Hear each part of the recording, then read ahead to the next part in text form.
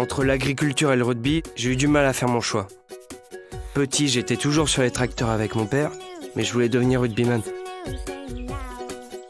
Mais après 2 ans en sport-études, j'ai compris que le rugby, c'était juste une passion, pas mon métier. J'ai donc fait un BTS Axe en apprentissage, puis je me suis associé avec mon père et mon oncle. On est pruniculteurs. Ici, c'est mon monde. Les animaux, l'exploitation. J'ai toujours voulu devenir éleveur, comme mes parents. J'ai même failli arrêter mes études en 5e. Pas parce que j'avais de mauvaises notes, mais parce que j'étais pressé de travailler. Heureusement, les profs ont réussi à me convaincre d'aller plus loin. Un jour, quelqu'un m'a dit que je n'avais pas la tête d'une agricultrice. En tout cas, je suis la première de la famille à le devenir. Pour moi, l'agriculture, ça a été un vrai choix. Je suis convaincue que c'est un métier d'avenir. Aujourd'hui, en tant qu'ingénieur, je suis le bras droit du patron d'une grande exploitation de fraises et de kiwis. Je suis fils et petit-fils de céréaliers. On fait du blé, du maïs, du tournesol. Forcément, depuis l'époque de mes grands-parents, on a changé d'échelle. Je continue ce qu'ils ont entamé. Dès ma 2e année de BTS, c'est devenu très concret. J'ai acheté des terres, j'y tenais. C'était ma façon à moi d'être complètement associé au capital familial.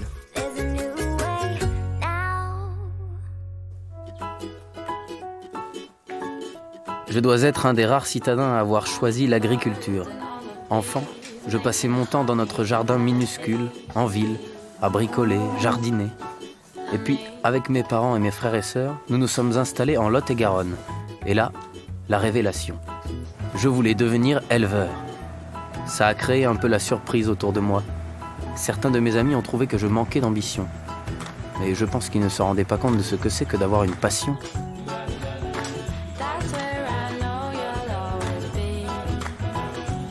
Avant de reprendre avec mon frère l'exploitation de nos parents, j'ai travaillé à l'étranger dans le tourisme. Je voulais voir du pays.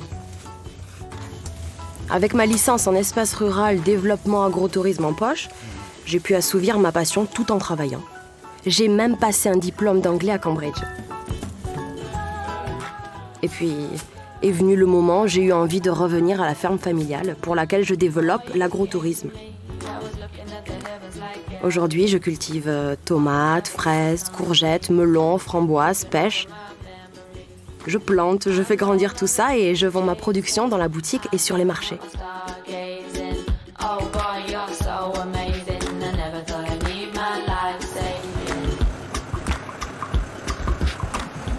La période que je préfère, c'est la récolte parce que c'est là qu'on voit si on a bien travaillé.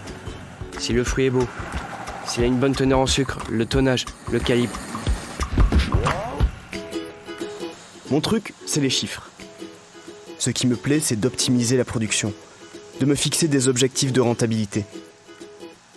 C'est un métier qui demande de la précision. Je suis satisfait quand j'ai calculé le bon réglage du semoir.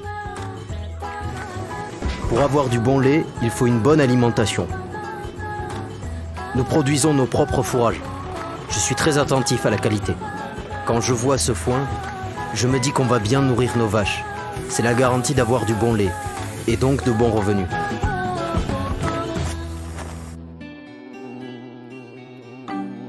Ce qui m'intéresse, c'est de faire des recherches sur les fraisiers. On connaît mal encore la capacité de cette plante. On a beaucoup de progrès à faire sur la productivité. L'avenir est là, et c'est ce qui me passionne. J'ai à cœur de faire une bête d'excellence. Pour ça, j'ai choisi la blonde d'Aquitaine. Mais ce que j'aime le plus, c'est la sélection et gagner des concours. J'ai quelques stars qui ont remporté de jolis prix. Des stars de plus d'1 tonne quand même, faut rester vigilant.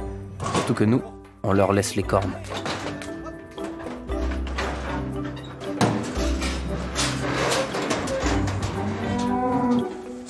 Dans ce métier, il faut être bon sur le terrain. Mais il faut aussi savoir parler aux techniciens, présenter un bilan à son banquier. En alternance, on prend conscience qu'une exploitation, c'est avant tout une entreprise qu'il faut piloter.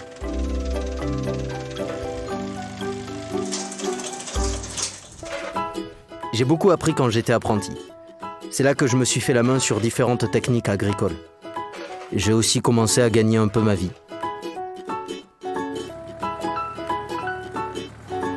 J'ai rencontré des maîtres d'apprentissage top. Ils m'ont transmis leur savoir-faire, leurs valeurs.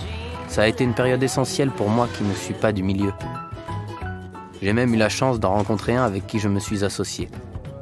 Je crois qu'il me considère un peu comme son fils.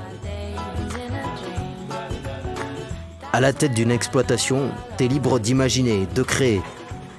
Le soir, tu penses à un truc, le lendemain, tu peux essayer. C'est autant un métier de réflexion que d'instinct, en fait. Moi, par exemple, j'ai développé l'activité poulet en complément de la production laitière. En plus du suivi des cultures, je participe aux décisions qui engagent l'avenir de l'exploitation. Je cherche des solutions pour la rendre plus compétitive. Ça m'amène d'ailleurs à voyager en quête d'idées ou de technologies qui se font ailleurs. Quand on part d'un existant, forcément c'est plus simple. Accompagner ma mère sur les marchés, jouer à la marchande, j'adorais ça et je continue. Mais il y a plus de concurrence aujourd'hui. Alors, j'imagine des actions de communication pour attirer de nouveaux clients. Nous, notre concurrent, il est ukrainien, américain.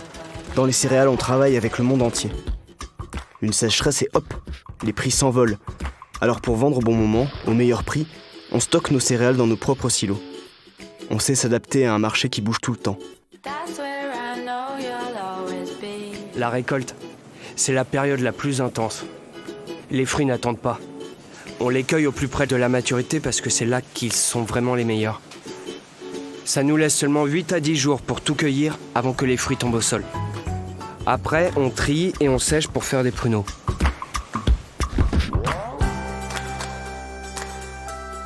Pour les moissons, il faut saisir la bonne fenêtre climatique. Dès que le temps le permet, vite, on s'y met.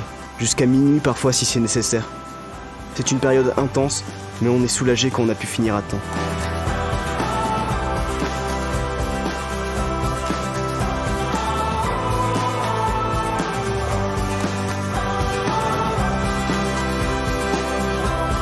Il y a des gros pics d'activité, surtout en juillet et en août.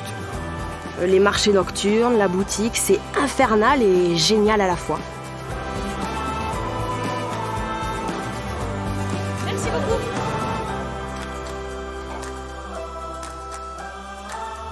L'élevage, ça prend du temps.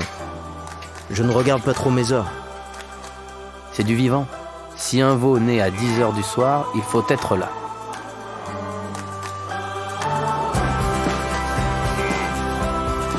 On fait beaucoup d'heures, mais le résultat est pour nous. Il y a d'autres métiers tout aussi contraignants, voire plus. C'est surtout une question d'organisation.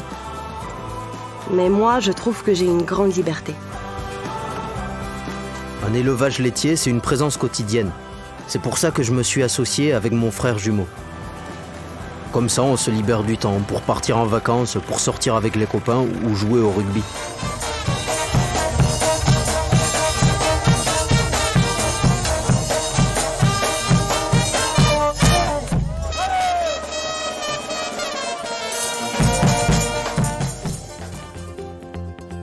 Aujourd'hui, on dispose de serres intelligentes, équipées de haute technologie. Moi, par exemple, je pilote l'irrigation des 10 hectares de serres par tablette interposée. Même si je ne suis pas un geek, je note à tout moment le moindre événement que je repère. C'est essentiel pour assurer la qualité de mon élevage. Mon suivi de troupeau s'est modernisé. Je gère les vélages, les taris. C'est une garantie pour moi d'avoir du lait toute l'année. L'irrigation, par exemple, c'est très pointu. Pas d'eau, pas d'activité agricole. J'ai appris à utiliser l'eau sans abuser, à bien gérer les tours d'eau. Si l'arrosage est mal fait, les plantes peuvent stresser et les rendements baissent. Moi, plus tard, j'aimerais faire participer mes enfants. Je trouve que c'est important pour eux de vivre ce contact avec les animaux, la nature, d'avoir une vie saine, de profiter des grands espaces, d'être libre.